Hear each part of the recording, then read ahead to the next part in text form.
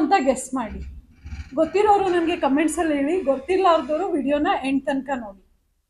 ಇದು sleeves curve ಅಂತ ಹೇಳ್ತಾರೆ. ಯಾರಿಗೆ ಸ್ಲೀವ್ಸ್ ಮಾರ್ಕ್ ಹಾಕ್ಲಿಕ್ಕೆ ತುಂಬಾ ಪ್ರಾಬ್ಲಮ್ ಆಗುತ್ತೆ ಅವರು ಇದನ್ನ ಯೂಸ್ ಮಾಡಿಕೊಂಡು ಸ್ಲೀವ್ಸ್ ಯಾವ ತರ ಮಾರ್ಕ್ ಹಾಕಬೇಕು ಅನ್ನೋದನ್ನ ನೋಡೋಣ.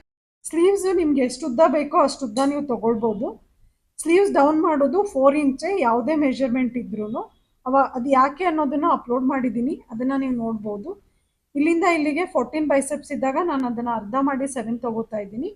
1.5 ಇಂಚ್ ಎಕ್ಸ್ಟ್ರಾ ಮಾರ್ಜಿನ್. ಈಗ ಇಲ್ಲಿಂದ ಇಲ್ಲಿಗೆ ಶೇಪ್ ಯಾವ ತರ ಹಾಕಬೇಕು ಅನ್ನೋದನ್ನ ನಾನು ಹೇಳ್ತೀನಿ.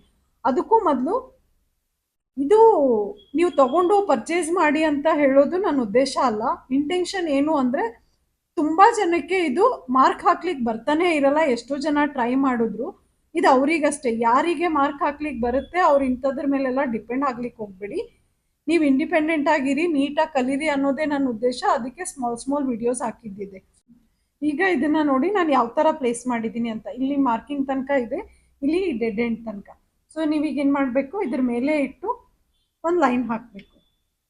ಸೊ ಇದೇನಾಯ್ತಿದ್ದು ಬ್ಯಾಕ್ ಪಾರ್ಟಿನ ಮಾರ್ಕಿಂಗ್ ಆಯ್ತು. ಈಗ ನಿಮಗೆ ಫ್ರಂಟ್ ಪಾರ್ಟ್ ಮಾರ್ಕ್ ಹಾಕೋದಿದೆ. ಫ್ರಂಟ್ ಪಾರ್ಟ್ ಮಾರ್ಕ್ ಹಾಕ್ಲಿಕ್ಕೆ ಅಗೇನ್ 1/2 ಇಂಚಿಗೆ ಇಷ್ಟು ಡಿಸ್ಟೆನ್ಸ್ ಇಟ್ಕೊಳ್ಳಿ. ಯಾವ ತರ ರೀತಿ ಬೇಕೋ ಆ ರೀತಿಲಿ ನೀವು ಅಡ್ಜಸ್ಟ್ ಮಾಡ್ಕೊಳ್ಬೋದು. ಇದು 1/2 ಇಂಚ್ ಡಿಸ್ಟೆನ್ಸ್ ಒಳಗಡೆ ಈ ತರ ಬರಬೇಕು.